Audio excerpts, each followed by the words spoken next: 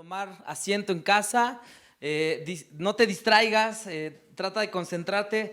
Quiero hablarte algo de lo que Dios me ha hablado, algo que ha sido de mucha paz, de mucha bendición para mi vida en este tiempo que estamos en casa y pues quiero que me acompañes al libro de Juan, capítulo 1, versículo 14. ¿Por qué te quiero hablar de esto? Porque literalmente necesitamos aprender a ser una iglesia en casa. No aquí en un templo, en un edificio, en casa, con tus hijos, con tu esposa, con los quehaceres. Y la palabra da luz y da enseñanza sobre este tema. Y quiero enseñarte en el versículo 14 que dice: entonces la palabra se hizo hombre y vino a vivir entre nosotros. Estaba lleno de amor inagotable y fidelidad, y hemos visto su gloria y la gloria del único Hijo del Padre. Yo creo que este versículo nos enseña y nos da luz que cuando realmente eres un cristiano, porque Cristo vive en ti, literalmente vas a estar lleno de amor inagotable y de fidelidad. ¿Sale? He escuchado muchos casos de compañeros, de amigos y que me dicen: no, ya no aguanto estar en casa, ya estoy harto de los chamacos, ya mi esposa me está gritando, cree que soy el chacho. Pero en realidad yo le digo, es que eso es algo que tienes que vivir, que necesitamos entender que la vida de Cristo se tiene que manifestar en nosotros con amor inagotable y con fidelidad. Y solo así es cuando se va a ver la gloria de Dios.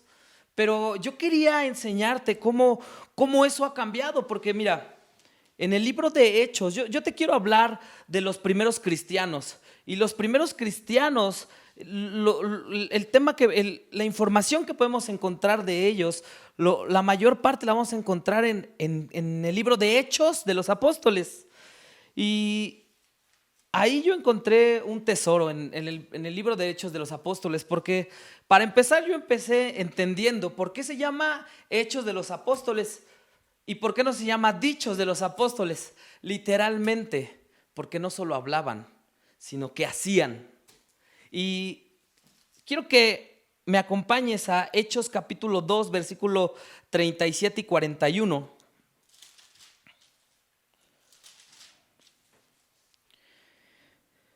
Porque esta iglesia primitiva y los cristianos primitivos tenían una esencia que era el secreto de esta iglesia, y literalmente era el Espíritu Santo. Fíjate cómo el versículo 37 habla sobre un apóstol que predicaba y en sus primeros mensajes literalmente cambiaba la perspectiva de Jesús. Dice: las palabras de Pedro traspasaron el corazón de ellos, quienes le dijeron a él y a los demás apóstoles: hermanos, ¿qué debemos hacer? Versículo 38 dice: Pedro contestó: cada uno de ustedes debe arrepentirse de sus pecados y volver a Dios y ser bautizado en el nombre de Jesucristo para el perdón de sus pecados. Entonces, fíjate, solo entonces recibirían el regalo del Espíritu Santo. Esta promesa es para ustedes, es para sus hijos y es para los que están lejos. Es decir, para todos los que han sido llamados por el Señor nuestro Dios. Fíjate, yo te voy a decir una cosa. Muchas veces tú como padre quieres cambiar a tus hijos, tú como madre quieres cambiar a tus hijos, pero ¿sabes qué? Realmente quien va a traer un cambio es el Espíritu Santo. Y literalmente la iglesia en Hechos estaba llena del Espíritu Santo, porque Él era el que convencía. Al tal grado que fíjate que en el versículo 40 dice: entonces Pedro siguió predicando por largo rato y les rogaba con insistencia a todos sus oyentes: sálvense de esta generación perversa. Los que creyeron lo que Pedro dijo fueron bautizados y sumados a la iglesia en ese mismo día, como 3,000 en total. ¡Wow! Un mensaje de los primeros de Pedro y cambia todo. 3,000 personas. Yo digo, ¿cómo pasa eso? Pues porque esa iglesia estaba llena del Espíritu Santo. Y estamos viviendo unos tiempos en los cuales tú tienes que estar lleno del Espíritu Santo. En casa tienes que estar lleno del Espíritu Santo. En el supermercado tienes que estar lleno del Espíritu Santo. Si vas a la farmacia tienes que estar lleno del Espíritu Santo. Cualquier lugar que pises tiene que estar el Espíritu Santo, pero principalmente en tu casa. Y para eso necesitas edificarle un altar, para eso necesitas darle su tiempo, darle su prioridad al Espíritu Santo.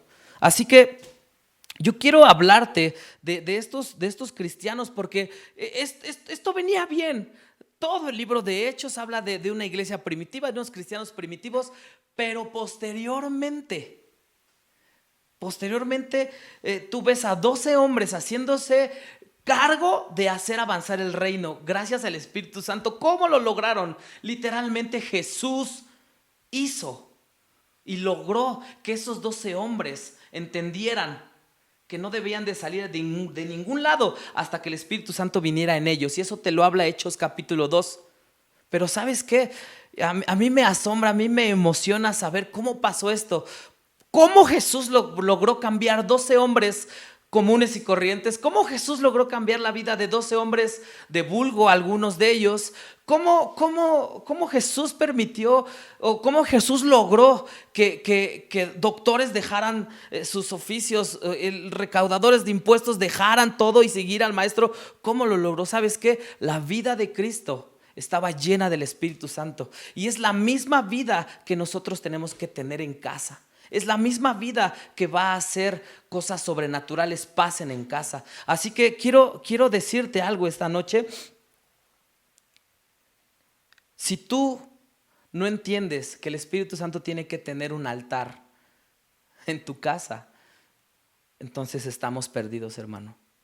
Quiero invitarte a que en tu casa tú tomes un tiempo y tomes un lugar en donde tú todas las noches, todas las mañanas te acerques al Espíritu Santo y te hagas uno con Él. La iglesia de Hechos empezó a trabajar y posteriormente, 300 años después, todo se arruina. Todo se arruina. 300 años después de Cristo, todo se arruina. En el mes de febrero del año 237 nace Constantino. ¿Y por qué te hablo de este hombre? Porque fue una parte de la historia que chocó con el cristianismo. Se encontró con el cristianismo, pero no para bien, sino para algo malo, porque Constantino fue un emperador pagano, un emperador que juntó la mitología griega con el paganismo y lo acercó al cristianismo. Y ahí en ese momento fue un caos total. ¿Sabes por qué?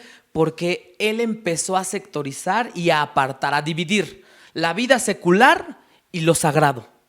Y él fue el que edificó edificios y catedrales y puso una cruz encima y le dijo a los cristianos: hey, la vida santa y la vida cristiana es aquí en este edificio, en esta catedral, en este templo, no en casa. Y tomó la vida de los cristianos, tomó la vida de los primeros cristianos que era en casas y la trajo a edificios. Y yo quiero enseñarte cómo el capítulo 2 de Hechos, en el versículo 42, da una reseña clara de lo que era la iglesia primitiva. Fíjate, todos los creyentes se dedicaban a las enseñanzas de los apóstoles, en la comunión fraternal, a participar juntos en las comidas, entre ellos la cena del Señor y la oración. Esto para mí fue luz. ¿Sabes por qué? Porque nuestro pastor nos está mandando literalmente a vivir en oración, a tener oración y a estar tomando la Santa Cena en familia. O sea, no es porque se le ocurrió al pastor. Literalmente Dios habla a sus ungidos y da palabras claves, palabras claras. Y fíjate, dice, entre ellas la cena del Señor y la oración. Y me sigue encantando porque dice: y un profundo temor reverente vino sobre todos ellos, y los apóstoles realizaban muchas señales milagrosas y maravillas. Todos los creyentes se reunían en un mismo lugar y compartían todo lo que tenían, vendían sus propiedades y posesiones y compartían el dinero con aquellos en necesidad, adoraban juntos. Cada día se reunían en casas. Se reunían en casas. Eso me encantó. Para la cena del Señor y compartir sus comidas con gran gozo y generosidad. Pero el 47 es increíble porque dice todo el tiempo, o sea, en adversidad, en alegría, en felicidad, en todo, en dificultades, todo el tiempo alabando a Dios y disfrutando de la buena voluntad de toda la gente. Y cada día el Señor agregaba a esa comunidad cristiana los que iban siendo salvos. ¿Sabes? Cuando tú y yo entendemos que en todo tiempo tenemos que alabar a Dios, todo cambia. Pero tú vas a entender que tienes que alabar a Dios en todo tiempo cuando tengas la iglesia en casa, cuando vivas en casa una vida cristiana. Muchas veces a mí me llegó a pasar, y lo hablo precisamente por mí, porque yo era de las personas hace unos años que yo decía, pues vamos a la iglesia, y en la iglesia mi amor, mi esposa la trataba bien, pero en casa yo golpeaba, pero en casa yo era un patán. ¿Sabes qué? Yo te voy a decir una cosa, este tiempo me está enseñando mucho. Este tiempo de estar en casas me está enseñando que la vida de Cristo empieza en casa. Empieza en casa, no en ir a fingir lo que no eres en una iglesia, no en fingir lo que no eres en un edificio con una cruz encima, no, es en casa. ¿Y sabes qué? Necesitamos entender esto. Porque lo que funciona en casa funciona en todo el mundo. Lo que funciona en casa funciona allá afuera. Constantino, te estaba hablando de Constantino. Solamente te leí esto para darte una reseña de la primera iglesia primitiva. Era en casa. Cuando Constantino toma el reino, un emperador romano que era pagano, ya te dije, junta la mitología griega, junta el paganismo y los une al cristianismo, y entonces saca la vida cristiana de las casas y les dice a todos: hey, la vida cristiana es en este edificio, el que tiene la crucecita arriba. Y desde ahí empezó todo mal. ¿Sabes por qué? Porque ahora la gente la entrenó de una manera en la que Constantino, con hacer eso, literalmente lo que pasó es que le dijo a la gente: hey, en casa no se ora, se ora aquí. Hey, en casa no se adora en el templo. Hey, en casa no se adora, se adora en el edificio que se llama iglesia. No. Estamos viviendo esos tiempos. Venimos a fingir a la iglesia algo que no somos, y en realidad en casa no hay la vida de Cristo. No está la vida de Cristo. Y yo quería hablarte de esto porque para mí me dio mucha luz. ¿Sabes qué? Necesitamos aprender a cambiar. Aprender a cambiar esa falsa doctrina de que la iglesia es en un edificio, de que la vida de Cristo se vive en un edificio. No, la vida de Cristo se vive en tu casa, con tu esposa, con tus hijos, juntos con las tareas, juntos con los problemas, juntos con la adversidad. ¿Cómo lo hago, hermano? ¿Sabes qué? Hay un cuarto solito que tienes ahí arrumbado. Vete a ese cuarto y empieza a clamar al Espíritu Santo. Los cristianos primitivos lo hacían. Constantino fue emperador en el año 237 después de Cristo. Literalmente, después de que Cristo ascendió, después de Cristo se levantó Constantino a sectorizar lo secular de lo santo. Yo te digo una cosa, es un tiempo de que donde quiera que tú estés, la vida de Cristo te acompañe, no solamente cuando vienes a la iglesia. ¿Y sabes qué? Quiero que me acompañes en Hechos capítulo 4, 29.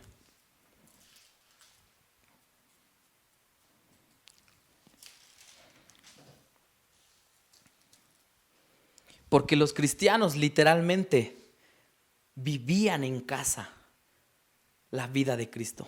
Vivían en casa la vida de Cristo. Y fíjate lo que hacían. Después de un pequeño turbio ahí, te voy a leer desde el 27, versículo 27 del capítulo 4 de Hechos. Dice: de hecho, eso ha ocurrido aquí en esta misma ciudad, pues Herodes Antipas, el gobernador Poncio Pilatos, los gentiles y el pueblo de Israel estaban todos unidos en contra de Jesús, tu siervo, a quien tú ungiste. Sin embargo, todo lo que hicieron ya estaba determinado de antemano de acuerdo a tu voluntad. Y aquí empieza donde te quiero relatar lo que vivían los cristianos. Fíjate, los primeros cristianos antes de Constantino, el emperador pagano que unió la mitología griega con el paganismo. Y ahora, oh Señor, escucha sus amenazas y danos a nosotros, tus siervos, mucho valor para predicar tu palabra. ¿Sabes cuál es la diferencia de un cristiano primitivo al de hoy? Que no hay denuedo a la hora de hablar la palabra de Dios, que no hay una honra al escuchar la palabra de Dios, que no hay un primer lugar para Dios en casa. Hoy en casa tiene más prioridad una cuenta de Netflix. Hoy en casa tiene más prioridad cualquier cosa trivial menos Dios. Puedes pagar 400 pesos al mes por internet, pero no eres capaz de comprarte una Biblia. No es capaz de hacer que este libro se te meta en tus huesos, como los cristianos primitivos, que pedían denuedo para hablar la palabra.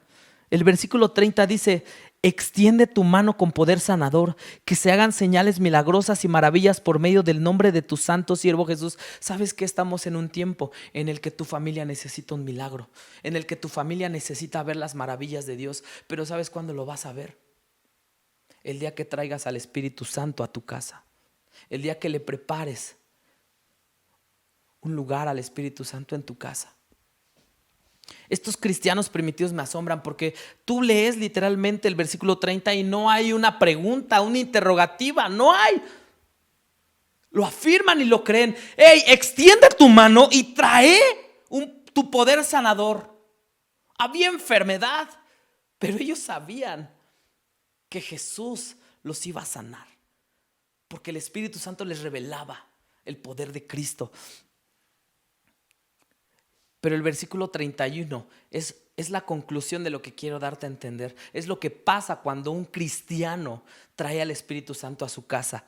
Dice: después de esta oración, el lugar donde estaban reunidos tembló, y todos fueron llenos del Espíritu Santo y predicaban con valentía la palabra de Dios. ¿Sabes qué? Yo creo que es un tiempo en el que necesitamos orar, en el que necesitamos creerle a Dios, en el que necesitamos saber que si traemos al Espíritu Santo a nuestras casas, Él va a hacer milagros, Él va a hacer señales, Él va a traer sanidad sobre tu vida. Si tú estás enfermo, si tú estás pasando una dificultad en casa, es un tiempo de adorar, es un tiempo de levantar alabanza, de levantar un clamor, de levantar una oración. Pero como estos cristianos, entendiendo que la vida en Cristo se vive en casa, no se vive en un edificio.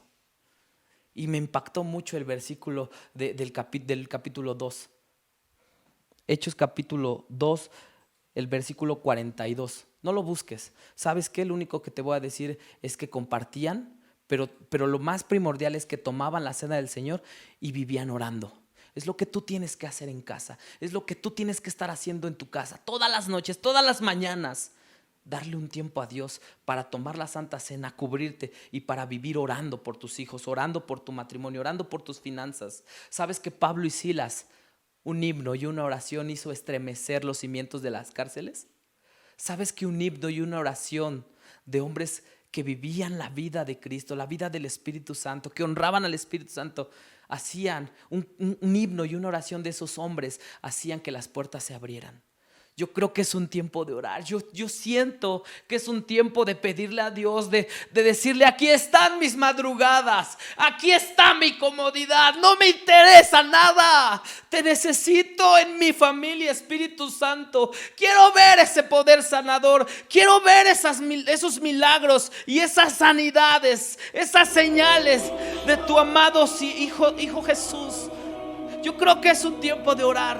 Yo creo que es un tiempo de decirle: ven a mi vida y enséñame a vivir una vida cristiana en mi casa, no en una iglesia. No venir a aparentar lo que no somos, es estar guardados en lo íntimo,